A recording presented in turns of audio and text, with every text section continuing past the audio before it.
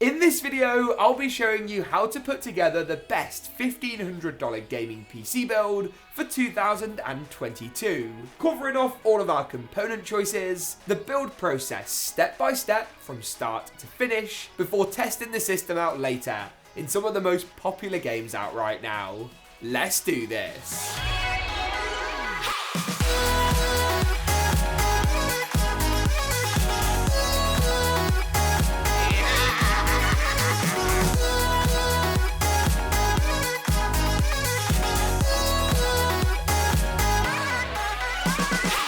Let's start things off by looking at the motherboard and CPU, why don't we? As these are always a natural starting place for any system. For the CPU in this build, I've opted to pick up Intel's i5-12600K. Featuring Intel's latest performance and efficiency cores, what that basically means is you get the best of single-threaded and multi-threaded workloads in one chip. Older games like CSGO or Valorant that just like to use a single fast thread are catered for, while newer titles like Cyberpunk and Halo Infinite much prefer a multi-threaded CPU. So the i5 ticks all of our boxes very nicely. With this being an Intel 12th gen chip, we need a motherboard that supports the LGA 1700 socket. And let me tell you, it is a literal minefield when it comes to picking the right one. Do you want an expensive Z690 board with support for DDR5 memory, or heck, even one with support for the latest PCIe Gen 5? Or should you consider the cheaper end of the market, a B660 DDR4 board in a micro or full-size ATX form factor? The answer is no. Instead, you want this, the Asus Prime Z690 D4. Let me explain. So it's a Z690 board, which means it runs on the higher end chipset,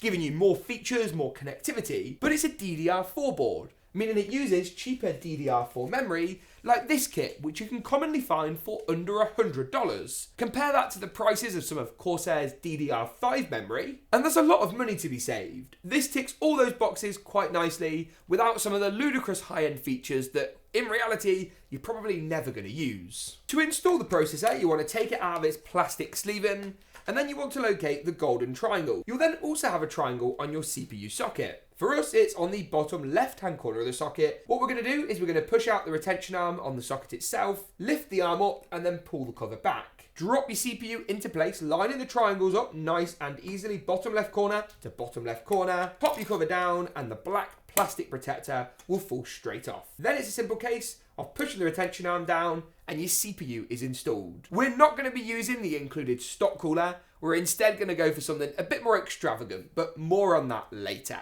The next component to deal with after our CPU is the memory, and I've picked up Corsair's Vengeance RGB RS in a 16 gig config. Now, to be honest with you, there's a big discussion at the moment over 16 or 32 gigs of RAM. If you've got the extra cash, pick up another set of this memory to give you 32 gigabytes in total. But in our testing, as you'll see later from some of our benchmarks, where we also show memory usage, we didn't often hit a bottleneck in terms of the memory. So I thought I'd save the $100, go for some cheaper RAM, and you can always upgrade later without having to throw this kit away. Just populate your extra 2 black slots. For this build, we're going to use the grey ones to give us that nice dual channel memory bonus. Next up then, we can install our SSD choice. I've got a little bit spenny. I've pushed the boat out, so to speak, and picked up Samsung's 980 Pro. Now, when it comes to a 3070 tier of GPU or above, which, spoiler alert, is what we'll be using today, storage can become a bottleneck.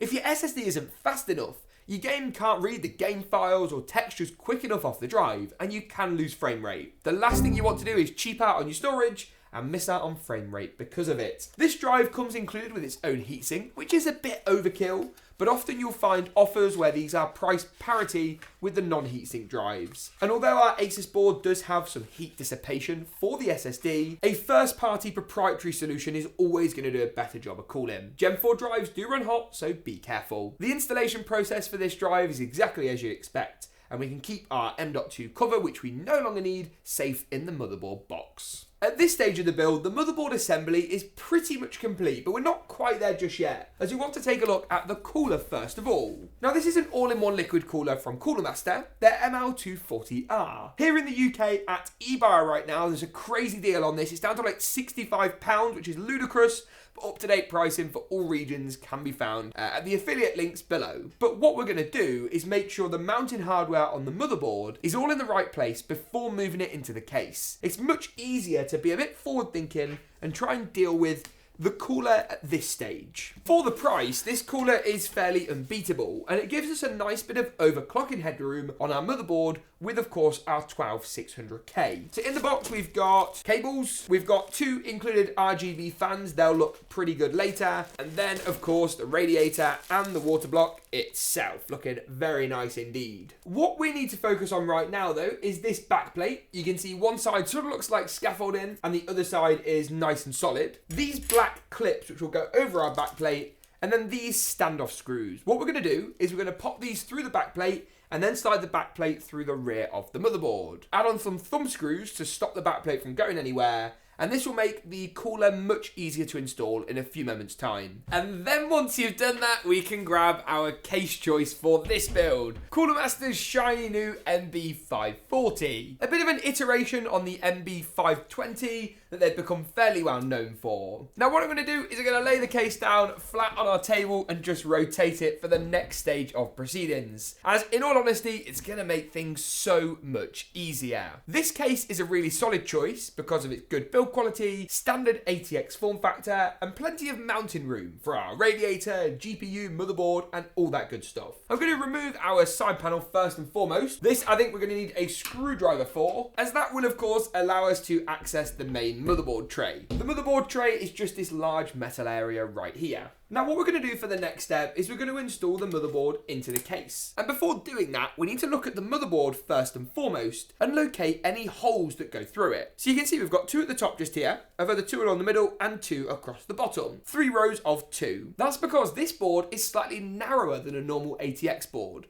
meaning there's 3 less standoffs to install. We then need to check that our case has got room for those 6 standoffs, but no extras that are going to lie underneath the motherboard. Let me explain. So you can see here we've got our 2, 4, 6 all in the right place, but then there's a pesky 3 additional standoffs which could cause a problem. The only way to check this is to sort of drop the motherboard in, pop it on the standoffs you think you're going to need, and then see where the extra ones lie. So I know we had 3 spare and they're all here, nicely distanced away from the motherboard. They're not going to make contact, they're not going to short out, and they're not going to cause us any problems. So they can stay exactly where they are. Before we go all gonko though and actually screw the motherboard in, you need to pop your rear I/O shield into the back of the case. That will clip in nice and easily, like so, and then you can install the motherboard. Securing it down with all 6 standoffs. Please don't just pop 2 in and go, it'll be fine, because if your motherboard falls out, that's a hefty bill for the sake of a few extra screws. 2 at the top, 2 along the middle, and 2 across the bottom, and the motherboard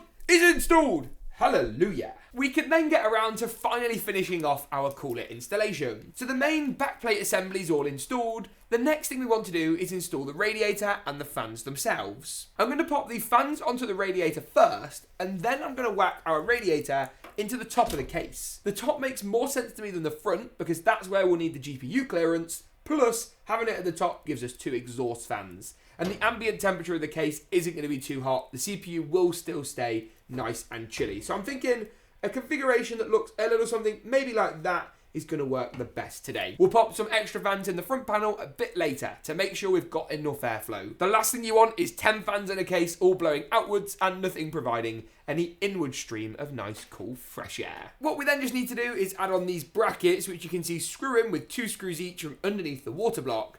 And then we're pretty much good to go. A bit of thermal paste on the CPU itself, then we can pop the water block over those standoffs and secure it down with thumb screws. This bit is a little bit fiddly because you've got to hold the backplate from one side, hold the cooler from the other, while then simultaneously securing it into place. If you've got a friend, now is the time where you might want to get them to help you. Unfortunately, I haven't got any, so I'm going to have to do this stage on my own. Hello, darkness, my old friend. Very, very sad times. But it's okay, because we've got it installed, and that's all that really matters. We can then move on to the power supply, and for this build, I picked up Cooler Master's MWE 750 Gold V2. Now this is a fully modular unit, meaning we only need to plug in the cables that we actually need for the system. So you can see here we've got a dual 6+2 pin PCIe power connector. This will power up the GPU shortly. We'll whack that in. We then also need one of these, an 8-pin CPU power connector. We'll have one of them, followed closely by a SATA power connection. We'll have one of those too. And then to finally wrap things up, we need one of these, the big massive connector. It's our 24-pin motherboard power cable. We'll definitely have one of them. This is going to power up the motherboard, make sure that all of our core components get a nice bit of juicy power and plugs up nice and easily to the power supply. What we can then do is screw the power supply into the back of the case with 4 screws, with our fan pulling fresh air from underneath the case. We can wire up the CPU power connection to the top left of the motherboard power cable to the far right hand side, and we'll be dealing with the rest later, once we've got the GPU and our final components installed. And then we can finally move on to the GPU. Now, of course, building a gaming PC for the last 18 months has been a contentious subject. GPU stock and availability issues have plagued the market, with supply chain carnage, GPU shortages, and a mining extravaganza. But it feels like we might just be starting to come out of it. And that's great news for gamers. And that's where this RTX 3070 comes in. A card perfect for gaming at 1080p and 1440p with pretty high frame rates. It's even a card that has legs for 4K in some titles, if you're happy to settle for a measly 60 frames per second. This Asus TUF gaming card also comes in not far above the MSRP for the reference design, while still giving you factory overclocks, a nice included metal backplate that didn't sound very good actually, and a design that looks great. It's also quite a large design, which is good, because otherwise our case is just going to look like a bit dwarfed. If we whack this in just here, you can see it fits really, really nicely. To install the GPU, we need to push back the clip on the PCIe slot, the top one just there, and make sure we've removed the correct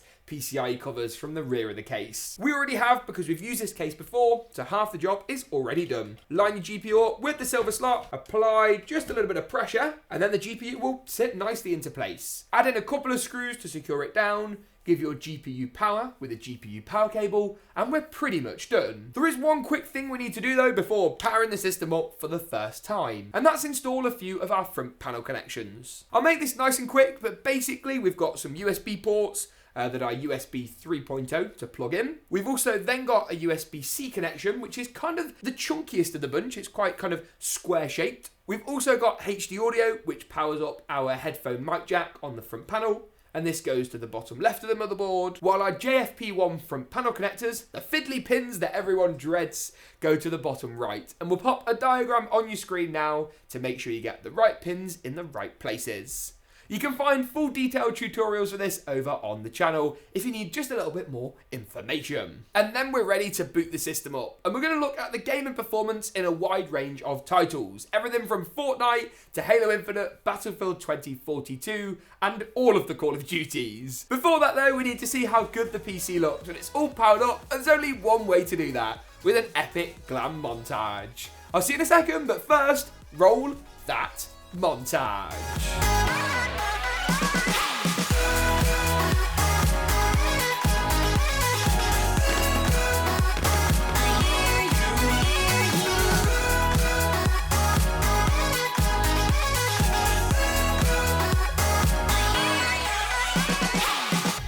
Looking great. Now that we've seen how good the system looks in an epic GeekaWhat montage, it's time for hopefully some equally epic performance numbers, where we've put this 3070 through its paces in a wide variety of titles. Not to spoil things too much, but on your screen now is a summary of all those results that we were able to gather, testing everything from GTA to Battlefield 2042, COD Vanguard, Forza and more. We're going to take a deeper dive into a number of these titles in a moment, but this should just give you a good overall top-down view of the sort of performance you can be expecting. Let's take a closer look at GTA 5 first, as the beginning of our focus titles. Here at 1440p high settings, we pulled in 148 frames per second on average. Really consistent frame rates that delivered strong results in GTA 5. But this is a slightly older game now, and maybe the results aren't so relevant, so let's try Battlefield 2042. 1440p high settings, we got 92 frames per second, with strong 90 and 99 percentile results. and it's a surefire bet that at 1080p you could surpass 100 or even more than 120 frames per second at 1080p. Moving on to COD Vanguard, here we tested at 1440p high settings and managed to achieve 139 FPS, with 122 and 110 for the 90 and 99th percentiles showing some consistent results. Consistency in frame rate is key. It's all good having a massive average, but if you've had loads of drops and loads of 99th percentile lows, that's not a good gaming experience. What was a good gaming experience though was Forza Horizon 5, our next game. Here at 1440p ultra settings, we managed to achieve 104 frames per second on average, with 99 and 90 for the 90 and 99th percentiles. We did test here in the in-game benchmark mode, something we do wherever possible, as this makes sure to give the most repeatable results that you guys can try at home too if you like. Next up is Halo Infinite. Here we tested out at 1440p high settings and pulled in 123 frames per second. 90 and 99th percentile results were strong, also showing this system's aptitude when it comes to the latest AAA titles. Halo Infinite is just about as new as it gets. Moving on to Apex Legends next up, here we tested out at 1440p high in what is easily one of the most popular esports and AAA titles out right now. It handily falls into both buckets, and we managed to pull in 147 frames per second on average. 90 and 99th percentile results were strong too, with 130 and 109. And if you want more frame rate at a low resolution, I don't doubt that you could hit 200 FPS if you tune things down to 1080p and maybe medium settings. Moving on to Valorant next up, here we tested at 1440p once again, high settings once again, but this time the frame rate was bonkers. 425 frames per second bonkers to be precise. At 90 and 99th percentiles were good too, 340 and 295.